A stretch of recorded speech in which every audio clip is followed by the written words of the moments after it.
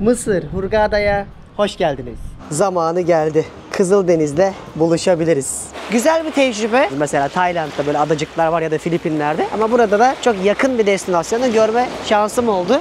Maldivler gibi şu manzaraya bakın. Buraya kadar gelmişken bir de kışın ortasında yüzerim artık. Hadi gelin. Abi şu suya bakar mısın? Yani Mısır'ın iki yüzü bu aslında yani. Of! Şu renge bak. Mesela kışı yaşarken burada hava hala yaz gibi oluyor. Pazarladıkları görsellerden bir tanesi bu. Allah'ım yemin ederim kıymalı börek. Arkadaşlar bu hangi Mısır? Türkiye, İstanbul. Selamünaleyküm. Ve aleykümselam. Son yıllarda dünyada gittiğim en zengin Türk mutfağı anlamında burası oldu. Sualtı canlılığı ve rengi olarak da gerçekten bizden çok daha iyi. Yani umarım şu güzelliği siz ekranlarınızda görüyorsunuzdur. Şu an verdiğimiz para $1,5. Algılayamadım. Bunu daha önce hiçbir yerde görmedim bak. Bence Hurghada'nın şu ana kadarki en güzel yüzünü görüyorsunuz. Size ekranlarınızın başında iyi seyirler. Bana da keyifli bir Hurghada gezisi olsun. Türkiye'nin lider su arıtma markası Aura Sebilon Unique sunar.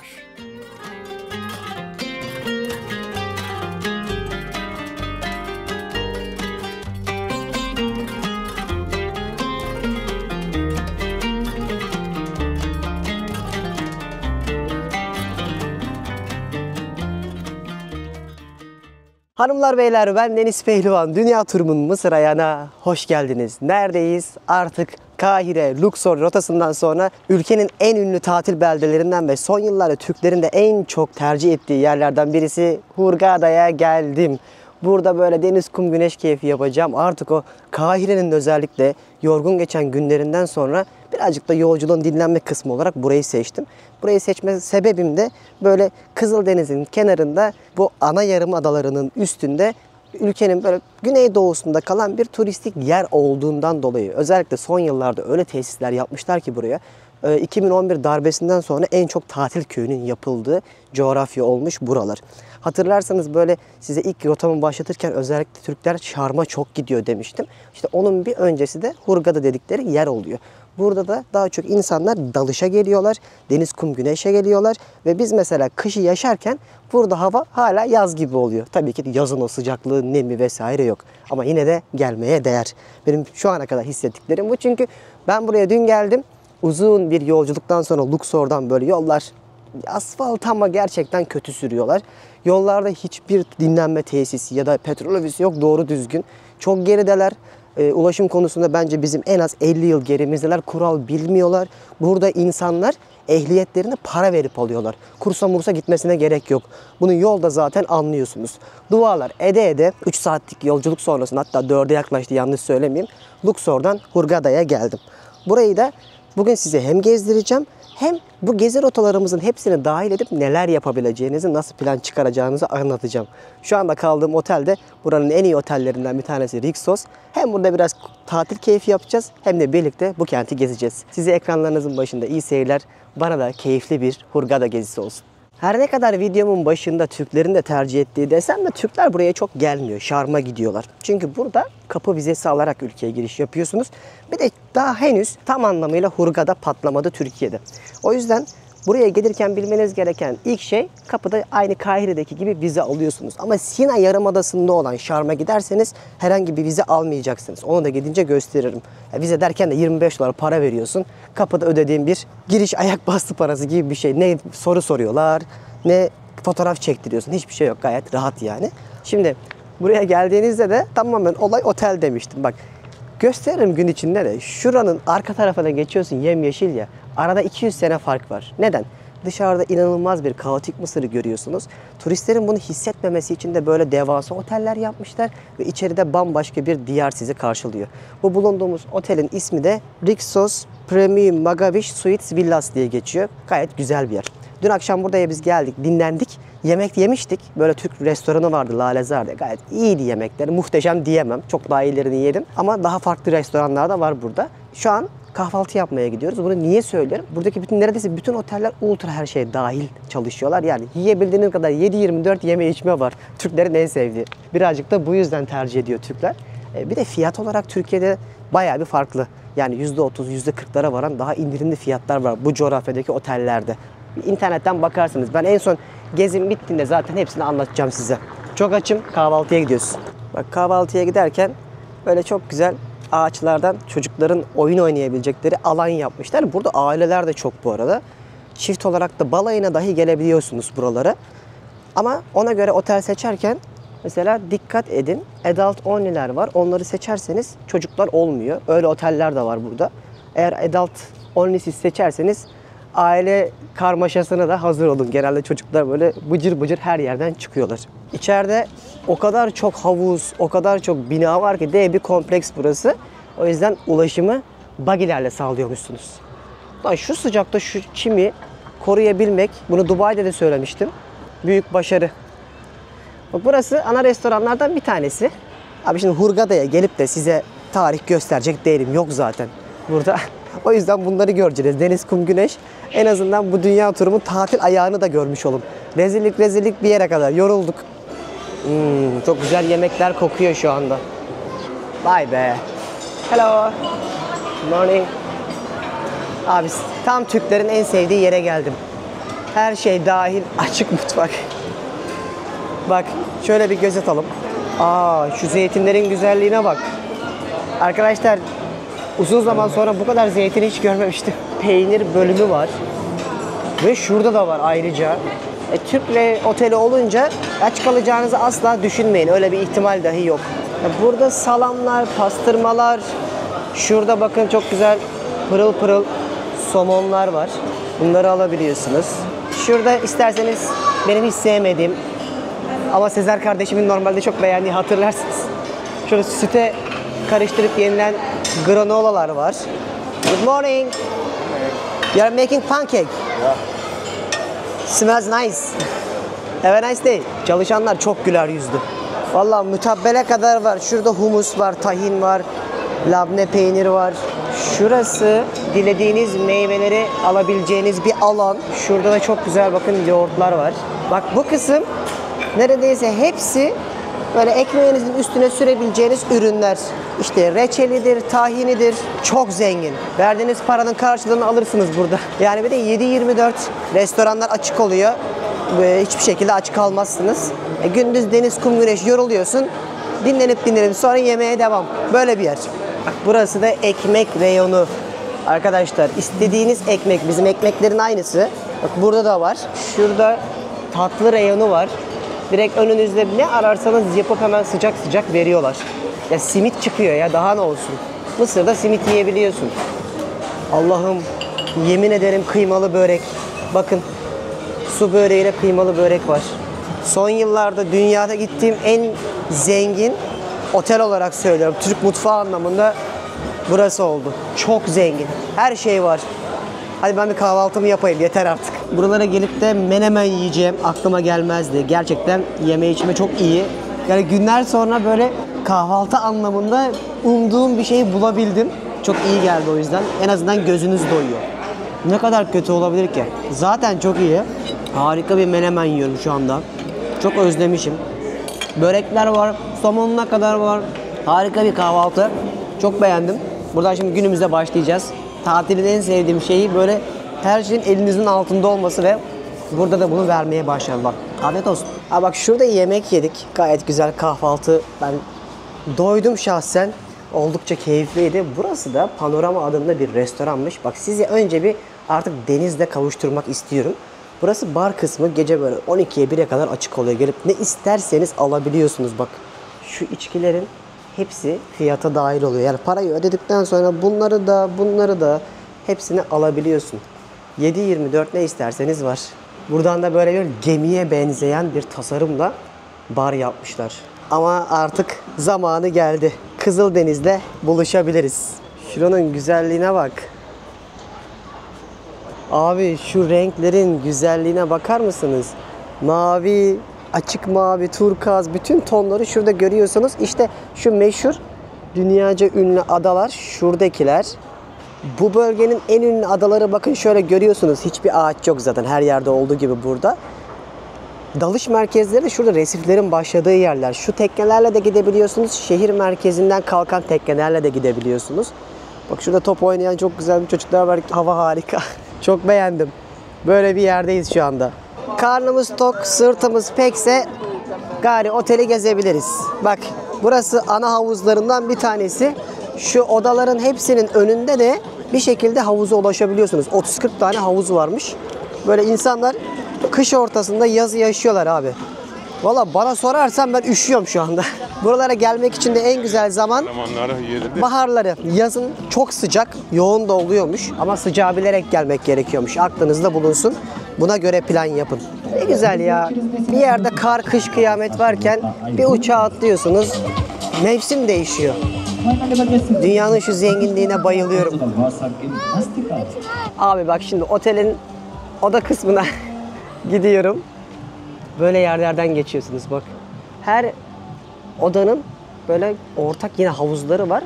Şuradan direkt geçiş yapabiliyorsunuz. Çok güzel otel yapmışlar. Deniz bakın hemen arkamızda kaldı ama serin ya. Bana sorarsan şu an kış mevsimindeyiz. Bence bize göre pek de denize girmek için uygun değil. Deneyeceğiz şansımızı. Dur. Hadi gelin size bir odayı göstereyim. Oda nasıl görünüyor. Abi bakın odam benim böyle bu şekilde. Kocaman bir oturma alanı var. Buradaki kahve makinesinde güzel bir kahvenizi yapabiliyorsunuz. Şuradaki bütün yine her şeyi içebiliyorsunuz. Size ait yine burası da. Yatak odası kısmını göstermiyorum. Dağıttım çünkü. Rahat bir oturma alanı var. Şurada böyle hoş geldiniz masası kurmuşlar. Benim de şu fotoğrafımı koymuşlar. Dubai'deki meyveler, atıştırmalık yiyecek bir dünya şey var. Şurada hatta videoları akşam yaparken biraz çalışmıştım. En güzeli de bak. Buradan çıktığınızda havuzdasın. Fıstık gibi. Hatta ben size şeyi söylemeyi unuttum. Buradaki havuzlar ısıtmalı oluyormuş. Çünkü bu mevsimdeki soğukluktan dolayı havuzları aynı sıcaklıkta tutmaya çalışıyorlarmış. Buraya kadar gelmişken bir de kışın ortasında yüzerim artık. Hadi gelin. Abi GoPro'yu şimdi çıkardım. Uzun zamandır suya sokmuyorduk. Bakalım özleşmiş miyiz? Dışarıda hafif bir rüzgar var. Su gayet. Su vallahi sıcak ha. O zaman atla bakayım. Arigato gozaimasu. Hadi ben gidiyorum. Başlayabiliriz. Boy ver bir. Ben iyi ki balıklama atlamamışım ha. O zaman Mısır Hurghada'ya hoş geldiniz. Ay. Ortam da bu. Baksanıza. Çok güzel yerler ya. Biraz yüzdükten sonra dedim deniz var ne gerek var? Gideyim denizde yüzeyim. Böyle bir plaj kısmı sizi karşılıyor ama bak rüzgar başladı. Daha bir saat önce böyle değildi. Pürüzsüz çarşaf gibi deniz vardı. Şans. Benim hayattaki şansım bu. Alıştım artık. Abi bunu niye söylüyorum? Normalde tekne turu vardı. Şuradaki o resiflere ve adaları gezecektim. Ama iptal oldu. Dediler ki sabah bakalım. Hem rüzgarda buradaki yönetim izin vermiyormuş çıkılmasına. Hem de zaten gitmek istemem. Çünkü hem soğuk olur hem de suyun altı böyle dalgalı olduğu için net göremiyorsun. Resifleri çok derine daldığınızda scuba diving'de görmektense böyle şnorkellerle suya yakın yerlerde görmek gerekiyor. Mesela ben size bunu Maldivler'de de aktarmıştım. Tayland'da da, Bali'de de söylemiştim. Çünkü güneş ışınıyla beraber çok daha net görünüyor o renk cümbüşü. Sabah deneyeceğiz artık onu. Bugün iptal. Ne yapacağız? Bugün yatış. Hurghada'ya geldik bari tatilin keyfini çıkaralım. Şimdi plan şu. Havalimanına iniyorsunuz. 2 saat 40 dakikada geldiniz, tamam mı? Ondan sonra o kadar yakın ki zaten şehrin merkezine havalimanı. 10-15 dakika nerede oteliniz varsa geçersiniz. Buraya geldikten sonra ya yatarsınız ya da burada safari yapabilirsiniz çölde olduğumuz için. Atlarla falan buraları gezebiliyor musunuz, sahilleri? Onları gezebilirsiniz. Şehir merkezini gezebilirsiniz. Bir tane Hurghada Müzesi var. Ama bunların krallarını Luxor'da falan ya da Kahire'de gördüyseniz uğramazsınız. Bak ben uğramayacağım mesela. Eğer hiç görmeseydim uğrardım. Size öneririm. Bir de Kum Müzesi gibi bir yer var. Böyle heykeller yapıyorlar. Heykelleri gidip kumdan yapılan bu bölgedeki tek müze olarak biliniyor. Ziyaret edebiliyorsunuz. Bu kadar. Yani gerçekten girin Google'a da yazın Hurghada'da ne yapılır. Hep bunları söylemişler. Yok başka bir şey. Zaten burası gelişmekte olan bir kent. 200 bin kişi yaşasa da turistik anlamda çok fazla sizi beslemez. O yüzden insanlar buradan Luxor'a giderler tatile. Luxor'a buradan turlarla katılabiliyorsunuz ama sabahın köründe gidiyor bu turlar. O yüzden size önerim böyle bir gün en azından kalmalı Luxor turları yapın. Benim size önceki bölümde anlattığım her şeyi de izleyin. Açıklamaya hem bu gezimin detaylarını hem Mısır'daki bütün videolarımın sıralı listesini hem de bu videoda gördüğünüz her şeyi dünya turunda yaptığım gibi yapacağım, bırakacağım. Sizin çok işinize yarar. Şimdi bir yer var. Keyif yapacağımız. Gidip orada biraz keyfimizi yapalım. Hadi gelin. Madem rüzgar bugün engel, sabaha bakacağız artık. Maldivler'de de size böyle yerler göstermiştim. Hatırlıyor musunuz? Çok güzeldi orası da. Burası da huzurlu. Madem hani buraya balayına geldiniz ya da dediniz ki kardeşim bir dinlenelim artık. Hani denize de gidemiyoruz, bari keyif yapalım. Bak böyle bir spa yeri varmış, Anjana diye. Gel bir bakalım nasılmış. Çok güzel bir girişi var. Böyle otellerde tatil yapmayı ben seviyorum. Her şey duracak ama böyle hani ben şu an size çekim yapıyorum. Siz geleceksiniz, orada tenis kortları var. Çocuklarınızın oynayacağı alanlar var. 7/24 yemek var, yatış, kafa dinleme, kendine bakma yeri burası aslında. Tıp tıp, heyecanlı mısınız? Müzikten de anlaşılacağı üzere spa'ya geldik. Arkadaşlar bayağı keyifli bir yer gibi görünüyor. Yaptırsak mı, ne yapsak? Evet, kamerada Burçin şu an heyecanla kafasını Dur bir sorayım, hadi gel. Bir sistemi var, uygulaması. Bunu böyle her yerde scan ettiğinizde, tarattığınızda geliyor. Ne yapabileceğinizi falan görebiliyorsunuz. Bak bunu çok iyi düşünmüşler. Bugün ne etkinliği var, hangi restoran kaça kadar açık sormuyorsun. Az önce geçtiğimiz yolun etrafındaki restoranlar ana restoranlar. Bir de böyle özel restoranlar var. Onlara rezervasyon yaptırıyorsunuz. Ben size bu akşam gideceğimiz restoranda anlatırım onu da. Bak mesela geldin. Neydi biz? Ne yaptıracaktık? Masaj mı? Spa menü. Hazır mısın? Dıt dıt. Anjana ne kadarmış? 125 dolar. Fiyatları 60 dakika. 100 dolar. Genel olarak. Tabii ki bulunduğunuz otele ve segmente bakarsanız yorumu siz yapın. Bir Tayland'daki sıradan bir masajcıda değiliz 10 dolar verdiğimiz. Sonuçta burası da ülkenin en lüks turistik noktalarından bir tanesinin iyi bir oteli. Buraya kadar gelmişken yapmak lazım. Hani gelin. Şimdi dostlar, birçok böyle iyi masaj salonuna geldiğinizde size şöyle bir form doldururlar. Dikkate alırlar daha çok da. Çünkü mesela ben kolumdan sakatım, sert yapılmasını istemiyorum. Ya da bir alerjim var, bilmeleri gerekiyor kullanacakları ürünlere göre. Böyle bir form dolduruyorum şimdi. Birazdan masajımızı yaptıralım. Spontane gelişen gezileri seviyoruz. En azından hani günlerdir o Kahire'nin, Luxor'un, tozun toprağın içindeki yorgunluğun üstüne bu insanı bir böyle tazeleyecek. Soy ismi Pehlivan diyorlar. Doğum tarihi. Ne zaman doğduğumu, yaşadığımı bilmiyorum ki. Yaşamaksa bu. Taylandlılarmış. Svedikap dedim, hemen güldüler. Gülen insanlar yeri. Tayland videolarımı izleyin. 17 bölüm çektim. Aa burası şey bak. VIP room. Hadi canım. Allah. Burası masaj yapılan kısım. Şurada dinlenebiliyorsunuz. Burada size ait sauna ve jacuzzi var. Çok temiz ya, pırıl pırıl ha. Arkadaşlar bir saat müsaade istiyorum. Ben bir zamanda yolculuk yapıp geleceğim.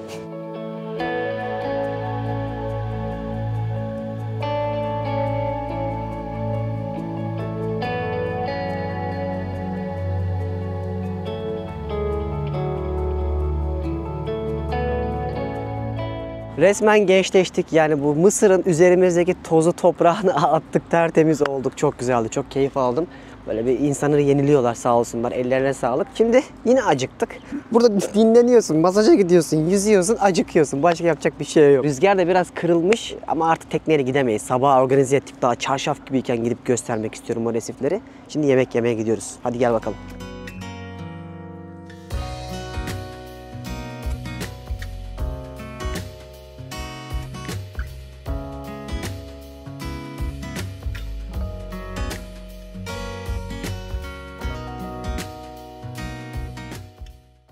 Vallahi şöyle güzel bir ortaya tabak yaptım.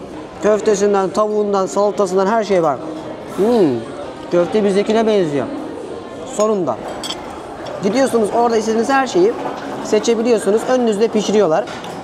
İçeride o kadar çok yemek var ki ben oturup çektim sadece özetle. Tek tek anlatma ihtiyacı duymadım, kafam karıştı.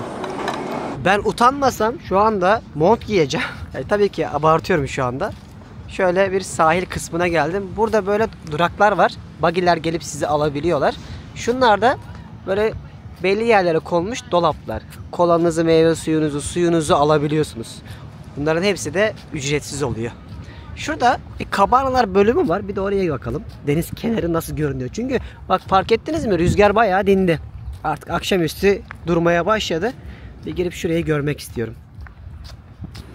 Burası özel bir alan. Az önce size gösterdiğim yerler herkese açık alanlardı. Bunlar böyle private diye geçiyor. Özel bölümler yapmışlar. Soracağız şimdi. Fark etti zaten. Kumu çok güzel. Bu da gün batımı olmuyor. Göremiyorsunuz. Güneş buradan doğuyor. Gün doğumu anı çok güzel oluyor. Sabah kalkarsanız görürsünüz. Şuradan da güneş batıyor. Şurada küçük bir iskele var. Buranın da hemen ilerisi zaten şehrin merkezi. Burası öyle büyük bir yer olmadığı için birçok yere rahatça ulaşabiliyorsunuz 15 dakikada. Bir deniz kontrolü yapalım. İlk başta soğuk ama sonra girince alışıyorsun. Hiç vaktiniz kalmıyormuş bak burada. Gelip beach volley oynayabiliyorsun. Fıstık gibi 2 tane alan var. Yukarıda tenis kortları ve aynı zamanda çocuk eğlence alanları var ama şimdi oraya götürmeyeyim sizi. Biraz daha böyle sahile takılmak istiyoruz. Burası da yeni nesil ne? Gym. Fitness salonu. Gel bakalım deneyelim. Ahşaptan yapmışlar hepsini. Ne diyor? Rixos Jungle Gym. Her şey Rusça. Şu an hiç Türk görmedik resmen. Gördüğümüz birçok insan Rus. İç kısımlarda da hep şey vardı, hatırlıyor musunuz? Çinliler. Yalnız kumu çok iyi ya. Bak bu kum işte resif kumu arkadaşlar. Bak bu Türkiye'de yok. Görüyor musunuz? Resiflerin parçalanmasıyla oluşuyor. Böyle un gibi bembeyaz oluyor. Vücudunuza dahi yapışır. Kural mural yokmuş. Ne isterseniz yapabiliyor musunuz? Şöyle biraz daha dolaşalım hadi. Böyle akşamüstü çok güzel oldu. Gündüz yine hafif biraz sıcak oluyor. Tabii yazın pişersiniz buralarda. Orası apayrı. Ben bu saatleri daha çok seviyorum. Altın saatler. Bak burada da şu oyunu oynuyorlar. Bunu daha çok böyle yurt dışında falan görürsünüz. Parklarda falan yaşlı insanlar, emekli insanlar oynarlar. Birbirlerine böyle vurarak puan topluyorlar. Şimdi burada atlarla dolaşabiliyorsunuz. Onları gezdirebiliyorsunuz. Öyle bir gün batımında bu deneyimi yaşamaya gidiyoruz. Öyle içeride buggy'ye bindik, bizi götürüyorlar. Ortam bu. Hava var ya şu an o kadar güzel oldu ki. Şu havayı hissettiğinizde bile insan mutlu oluyor abi. O kadar keyifli. Ben soğuğu sevmiyorum. Fethiye'de 2 hafta soğukta kaldım, dondum, psikolojim bozuldu. Bir tişört, bir şort yeter. Kulübün içine geldiğinizde bak böyle güzel bir veranda, bir bahçe yapmışlar. Şurada atlarla dolaşabiliyorsunuz. Burada içerideler bak hepsi. 8-10 tane at var. Maldivler'de de göstermiştim size bu atları, hatırlıyor musunuz? Ya bak atı al, severek bin. Zaten bundan bir sorun yok. Ama şu hatırlıyor musunuz? Kahire'de hayvancıklara ne kadar işkence yaparak atı arabalarıyla böyle sıcakta vura vura götürüyorlardı. Keza bizim İstanbul'daki adalarda da çok böyle olmuştu. Sonra iptal olmuştu. O yüzden bunların kıymetini bilmek lazım. Ne güzeller baksana. Bu gözleri çok güzel be. Gel.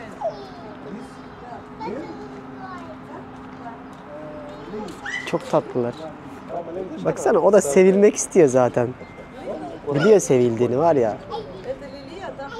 Kötümü çeken bir şey var. Bak Maldivler'de de bu yorumu yapmıştım. Dışarısı o kadar pis ama şu hayvanların yaşadıkları yerler o kadar pırıl pırıl ki. Çok iyi bakmışlar. Yani bu şekilde olduğunda insanın kalbi de en azından rahat ediyor. Bu gariplerin çünkü hiçbir suçu yok ve ülkeler gelişmedikçe hayvanlara yapılan zulüm daha çok artıyor. Burada şu hayvanların rahat şartlarını görünce çok mutlu oldum. Bak bir şey göstereceğim. Neredeydi o? Tütsü yakılıyor ya içeride. Ha? Evet. Tütsü yakmışlar içerisi güzel koksun diye. Ve çok sakin, tertemiz, pırıl pırıl bir ortamdalar. Bunlarla sahilde gezebiliyoruz. Böyle gün batımı turu yapabiliyoruz. Yapalım mı? Gelmişken. Şöyle biraz severek gidelim mi? Şu havaya bakın, ortama bakın. Çok güzel bir akşamüstü oluyor. Atlara bindik. Okey ready? Şimdi ayarları yapıyor. Böyle bir sahile turlayacağız. Bak otelden çıktık. Ne zaman ata binsem ben yine de korkuyorum ya. İster istemez böyle atacakmış gibi geliyor üstümden. Böyle kıyı kıyı dolaştıracaklar bizi. Güzel. Her şeye rağmen farklı, keyifli bir tecrübe. Dışarıya çıktığınızda işte sizi hemen kapının dışında bile böyle manzaralar karşılıyor. Yine her yer full kum ve her yer küçük küçük böyle otellerle dolu. Görüyor musunuz? Bak şurada da var beyaz bir otel. Yeşil Vadi şu tepenin arkasında olmalı. Hadi. Telloğulları. Ay maşallah ne güzel çıktı.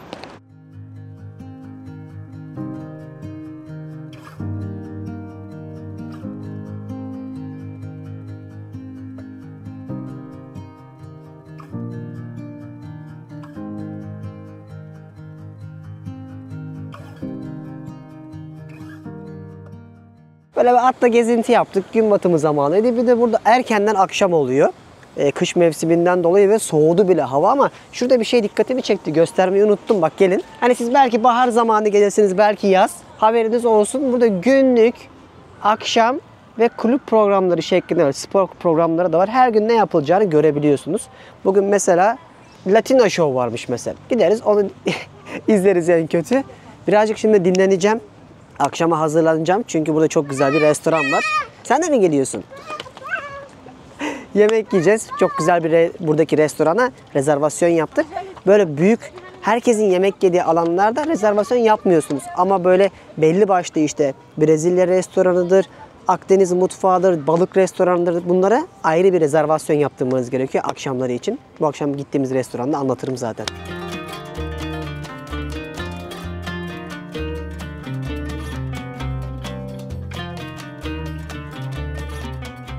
Şimdi akşam yemeğine geldim.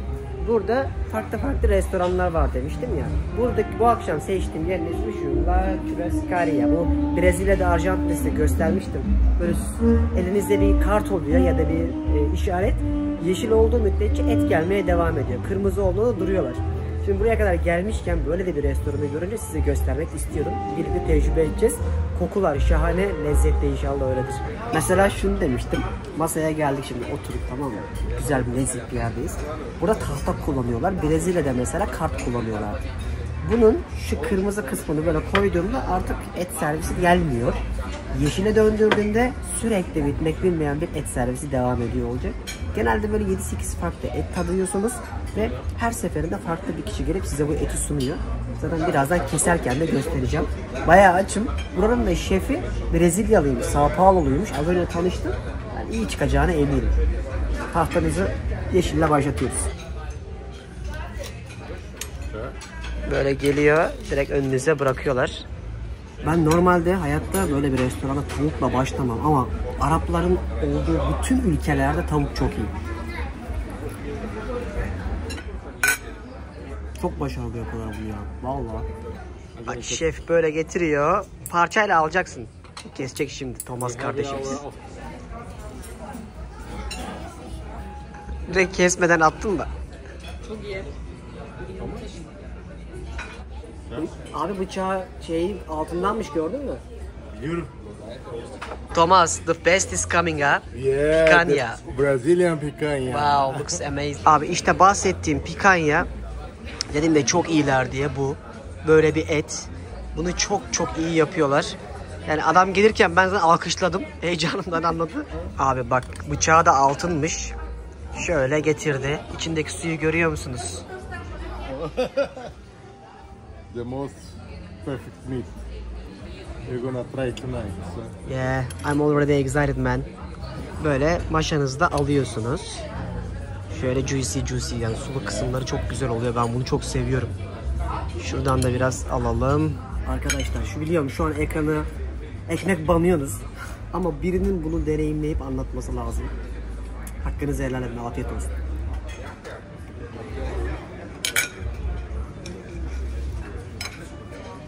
İyi değil. Çok iyi. Çok iyi. Ben doydum.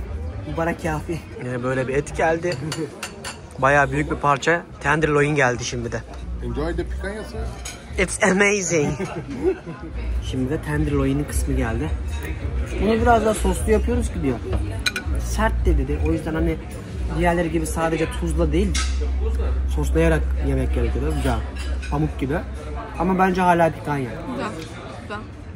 Picanha büyüktür hala hepsi. Şimdi de yine böyle ızgara da yapıyorlar. Bu arada buradaki pişirme sistemi aynı bizdeki gibi mangal usulü ama dönerek yapıyorlar. Sürekli çevrildiğini düşünün. Karidesi bile öyle yapıyorlar. Pikanya'yı öveceğim kadar bir hikayesi yok. Şimdi burada 2 uygulama var. InDriver ve Uber. Türkiye, İstanbul. Selamünaleyküm. Aleykümselam. Böyle çok düşük bir paraya sizi gelip alıyorlar abi kapınıza kadar. Yani şu an verdiğimiz para $1,5. Şehrin merkezinde bununla gideceğiz.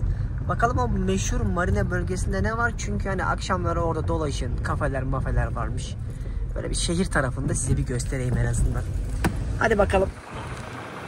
Buraya ulaşabildik. Eyvallah, yollar güzel gayet. Işıklı da, merkeze geldikçe hayat başlıyor. Bu geldiğimiz yerin de ismi Hurghada Marina. Burada akşamları gezeceğiniz en güvenli, en keyifli yerlerin bir tanesi burasıymış. Girelim. X-ray'den geçiyorsun bak şuradan bile. Ülke komple X-ray. Gerçekten her yerde X-ray var. Bu marinanın olduğu yeri böyle resmen yine dışarıdan ayırmışlar. Daha temiz, daha nezih mekanlar kurmuşlar turizm için. Mesela burada barlar, publar var. Şu caddeyi de trafiğe kapatmışlar. Yürüyüş yapabiliyorsunuz. Buradan da bölgedeki işte size sabah bahsettiğim turlar, safaridir, ATV'dir, tekne turudur hepsini alabiliyorsunuz. Tabii ben onları yarın ayarladım. Tekrardan o konuda da yine size değinirim. Ama şöyle bir aşağı doğru yürüyelim bakalım ne varmış. Bak şöyle bir kardeşim dikkatimizi çekti. Ben algılayamadım. Bunu daha önce hiçbir yerde görmedim. Bak sizin isminize özel çok hızlı bir yazınızı yazarak kağıdın üstünde böyle çiziyor motiflerle. Tanesi de 10 euro. Mısır şartlarında inanılmaz bir para ama emeğe saygı, sanat sonuçta. Belki ilham olması için birileri görmek ister. Hani dünyayı gezmek isteyenler var ya, nasıl gezeriz diyenler. Buyurun, bak size yeni bir meslek. Belki bu şekilde gezersiniz. Nasıl yapıyor onu be? Çok yaratıcı ama baksana.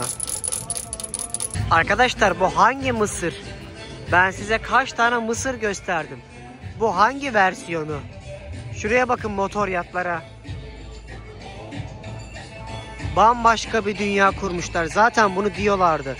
Mısır'ın özelleşmiş aslında, bildiğin zenginlerin yaşayabilecekleri mahalleler, turizm alanları kurmuşlar. Burada da hep bambaşka bir dünya var. Monaco oldu. Şuraya bak. Vallahi taksiyle gelirken bile taksici beni delirtti. Yine böyle var ya, dünya kadar soru. Yok, sigarayı yakmaya çalışıyor. Ya diyorum dur abi, biz inince yakarsın.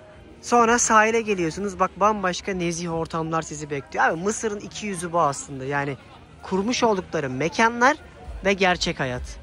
Bu kısmı daha sakin ve huzurlu gördüğünüz üzere. Ben burayı çok beğendim. Şurada da El Souk adında çarşı demek zaten. Çarşıları var. Herhalde burada gelip böyle alışveriş yapacağınız butik dükkanlar kurmuşlar şu tarafta. Burada da böyle kordon boyunca yürüyünce böyle keyif alırsınız. Ben beğendim burayı. Yani böyle gelip burada yemek yenebilir, dolaşabilirsiniz, alışveriş yapabilirsiniz. Gayet de güvenli. Bir de hiç böyle rahatsız edip sırnaşan insanlar da yok. Çok güzel. İşte aradığım yer böyle bir yerde. Vallahi şöyle bir baktım. Ayılıp bayılmadım ama yine söylüyorum, geldiğinizde şöyle bir dolaşabilirsiniz. Yine güzel bir yer yapmaya çalışmışlar. Ben temiz de, pırıl pırıl, güvenli de. Artık benden bu gecelik bu kadar. Çünkü yarın sabah tura gideceğim. Erken kalkmam lazım. İyi geceler, sabah görüşürüz.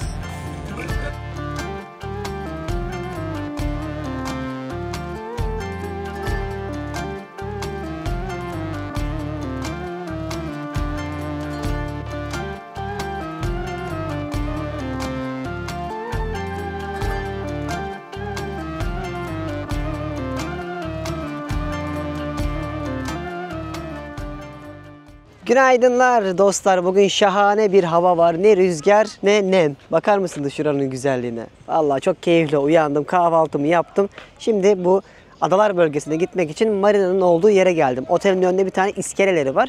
Buradan kalkan teknelerle gidebiliyorsunuz. Çünkü bugün ben Şarm'a gideceğim için full bir günüm yok. Burada şöyle bir şey var. Hurghada'dan Şarm'a önceden tekneler varmış, bildiğiniz feribotlarla geçebiliyor musunuz? Ama son dönemlerde kalkmış. Belki siz geldiğinizde yeniden aktive ederler. O eğer ki Hurghada'dan Şarm'a ben otobüste gidersem 15 saat mi ne sürüyor? Yani o kadar uzak bir mesafe var. Yüzerek gitsem daha kolay diyebilirim. Ama şansıma haftanın belli günü sadece 4 gün diyebiliyorum. Direkt sefer uçuşlarda oluyor Hurghada'dan Şarm'a giden. Bugün onu yakaladığım için 3 gibi uçağa binmem gerekiyor. Bu bilgiyi size vereyim. Bir de bunların hepsini bizim yeni kurduğumuz platformumuz Beni de Gezdirin'de de anlatacağım. Orada bir Mısır kartı hazırlayacağım. Bu kartın içerisinde Mısır'ı nasıl gezeceksiniz? Benim yaptığım yolculuğun hepsini bir kart şeklinde gezi rehberi olarak göreceksiniz. 16 soruda Size Mısır'ı anlatacağız orada. Aynı zamanda bir video olarak da böyle gezi rehberi videosu olarak hazırlayıp sizlerle paylaşacağız. Phuket, Bali, Dubai'yi yapmıştık. Yüzlerce indirme oldu. Sadece Instagram'da 20.000 kişiden fazla olduk. İlginize çok teşekkür ederim. Sizleri de bekliyorum. Dünyanın herhangi bir yerine giderken ya Deniz'le Sezer beni de gezdirin de yazmıştır deyip bakarsanız o kartları satın aldığınızda ki çok cüzi bir rakama bunu satıyoruz. Çünkü arkada yazılım ekibimiz var ve biz de dünyayı gezmek istiyoruz aynı zamanda bu şekilde. Zaten detayları da açıklamaya bırakırım. Oradan beni de gezdirin.com'a bakarsanız gerçekten çok işinize yarayacak kartlar hazırladık. Yani iyi bildiğimiz bir işi sonunda güzel bir şekilde rehberlere dökmüş olduk. Sizler oradan faydalanabilirsiniz. Bu sorularınızın çoğunun cevabını da zaten o kartlarda alacaksınız. Ben buraya gelmeden önce çok araştırdım. Bayağı bir uğraştım da bu rotaları çıkartırken. O yüzden sizin pek uğraşmanıza gerek kalmayacak. Oradan bakın geçin. Bak burada sahile bir yer kurmuşlar. Pride Diving Center diyor otelin içinde. Merkezden kalkan teknelerle gidebilirdim ama onlar akşama kadar gezdiriyorlar. O yüzden benim o kadar vaktim yok. Dün de gidemedik. Hava şartlarından dolayı normalde dün göstermekti amacım ama olmadı. Yapacak bir şey yok. Bizim bulunduğumuz yer şurası. Şu görüyorsunuz resif en büyük resiflerden bir tanesi Blue Lagoon. Çok iyiymiş. Sırf buraya dalış için geliyorlarmış. Bunlar da adalar. Biz şimdi şöyle tekneyle gideceğiz. Hem adaları hem de resifleri inşallah görmeye başlayacağız. Buradan yukarısı Süveyş kanalı ve hemen oradan Akdeniz'e geçebiliyorsun. Yani Türkiye'nin sularının da olduğu denizimiz. Ama bu kadar yakın olmamıza rağmen bizde resif yok. Tuzdan dolayı. Burada var. Buranın denizi hem genelde ılık olur hem de tuzsuz olur. Özellikle balıklarının yağlanması daha az olur. Lezzet anlamında da daha az lezzetli oluyor pek tabii ki. Ama yılın 12 ayı burada denize girebiliyorsunuz. Ve su altı canlılığı ve rengi olarak da gerçekten bizden çok daha iyi. İnşallah biraz sonra resiflere götürürlerse orada da göstereceğim size. Tekneye giderken bak şöyle pırıl pırıl bir deniz sizi karşılıyor. Bakar mısınız? Buradaki iskeletten şimdi tekneye biniyoruz. Hadi bakalım güzel bir gezi olsun. Of suya bakın. Pırıl pırıl. Hurghada'nın denizi nasılmış bir de bunu görelim. Aslında ben hakkımı daha çok Şarm'a saklıyordum. Ama buraya kadar gelmişken görmekte fayda var. Şöyle zaten 3 tane 4 tane adası var. Onun etrafını dolaşarak gezeceğiz. Dün çok rüzgarlıydı. Sahilde yüzemiyorduk bile. O kadar çok bir anda rüzgar çıkmıştı. Hak veriyorum adamlara. Şimdi çarşaf gibi bir deniz. Hemen şöyle 5-10 dakika ileride adaların olduğu yere, resiflerin olduğu yere ulaşmış olacağız. Vamos! Kaptan Muhammed'leyiz. Buranın kaptanlarından zaten 4 isim var ülkede. Muhammed, Ahmet, Hasan, Mahmut. Oh, so beautiful bak.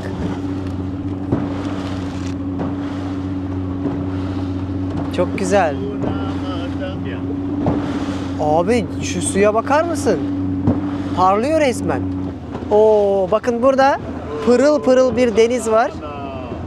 Şurada da bir kum adası oluşmuş. İnsanlar adada yürüyorlar.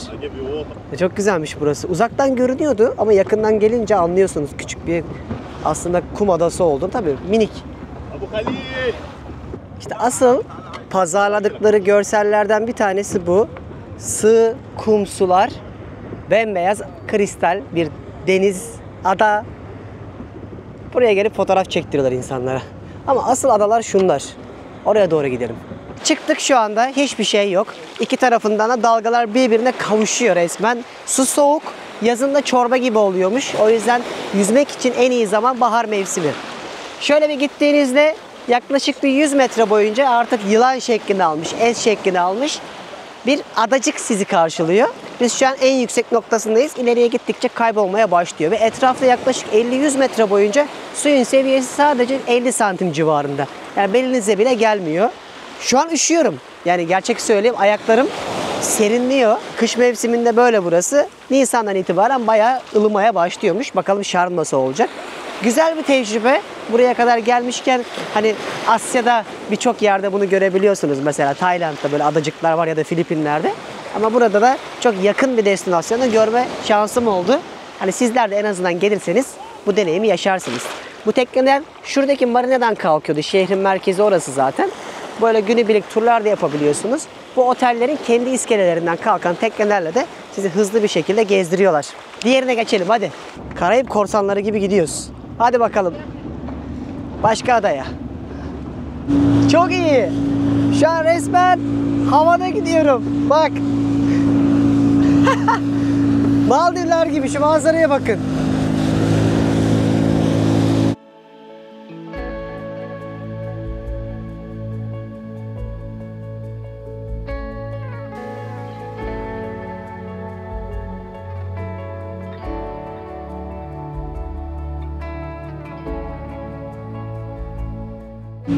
Yani umarım şu an şu güzelliği siz ekranlarınızda görüyorsunuzdur. Çok güzel bir mavisi var. Şunlar da cam tekneler.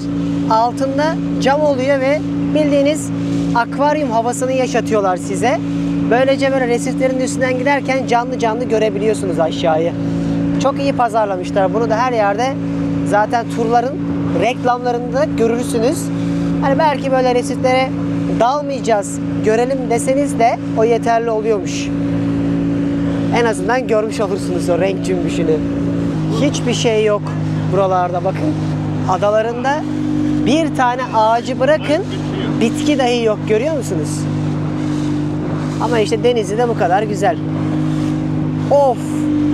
Şu renge bak! You need jump. One jump. It's so beautiful. Yes. Of, renge bak ya. Bunlar işte hep dalış tur tekneleri. Gelip burada dalabiliyorsunuz, turla dolaşabiliyorsunuz. Şimdi gerçekten bence Hurghada'nın şu ana kadarki en güzel yüzünü görüyorsunuz. Doğa. O da deniz zaten. İşte resifler burası. Burada başladı.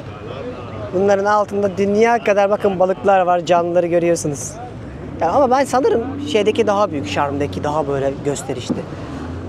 Buraya sadece ben görmeye geldim, dalmaya değil. Yine de çok güzel. Baksanıza. Evet, burası da Magaviş Adası. Böyle insanlar bu plajlarda gelip yüzüyorlar. Deniz kenarında birçok böyle kafe ve restoran falan da var. Yani böyle daha çok hani gelelim denize girelim, yatalım dedikleri yer burası. Çok güzelmiş ama. Hiç ağaç yok, görüyor musunuz? Bir gidip bakalım ne varmış adada.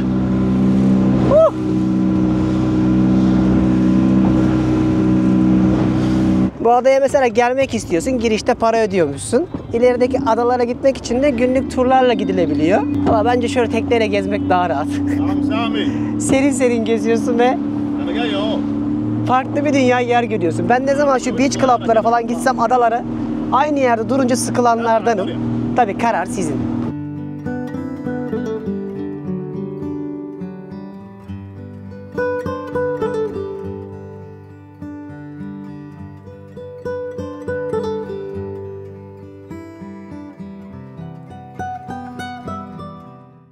Abi şimdi gittik, en azından adaları, suyu görmüş olduk. Soğuk. Vallahi ben bu suya giremezdim yani bu aylarda. İtiraf edeyim. Şarm'da deneyeceğim artık. Yapacak bir şey yok. Orada çok, çünkü 4 gün falan kalacağım. Dediğim gibi burası uğrama noktasıydı ama yani tekneler, hizmet, iletişim, Mısır'da olduğunuzu unutmayın. Öyle çok yüksek beklentileriniz olmasın turizm ve hizmet sektöründe, ama suyun altının keyfini çıkarabileceğiniz resiflerin olduğu yerlere gidebilirsiniz. Buradan ayrılıyorum.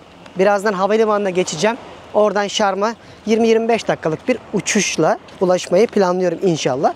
Bir sonraki bölümde Şarm'ı izleyeceksiniz. Bunu niye anlatıyorum? Buraya gelenler genelde ikisinin arasında kalıyorlar. Hurghada'ya mı gidelim, Şarm'a mı gidelim? Şarm vizesiz mesela. Kapıda vize de almıyorsunuz. İşte Hurghada vizeli ama Luxor gibi muhteşem bir yer var. Ki bir önceki videoda bunu size anlattım. Açıklamaya bıraktım. Bağlantıdan bütün o bölümleri sıralı olarak da hazırladım ki izleyin diye. Çok böyle hani o tarih kısmında görmek isteyenlere şiddetle öneririm. Yani Hurghada güzel ama asıl buranın olayı Luxor kesinlikle. Bir bütün gezi rotanıza dahil edip bir planlama yapabilirsiniz. Zaten bunların hepsini açıklamaya bıraktım. Bağlantılardan beni de gezdirin.com'daki Mısır kartımızda göreceksiniz. Bunların hepsi hayatta yaşanmış tecrübelerin size aslında hızlandırılmış bir şekilde özeti. Umarım videoyu beğenmişsinizdir. Hurghada'dan artık ayrılıyorum. Bir sonraki bölüm Şarm'da görüşmek üzere. Bay bay. Türkiye'nin lider su arıtma markası Aura Sebilon Unique sundu.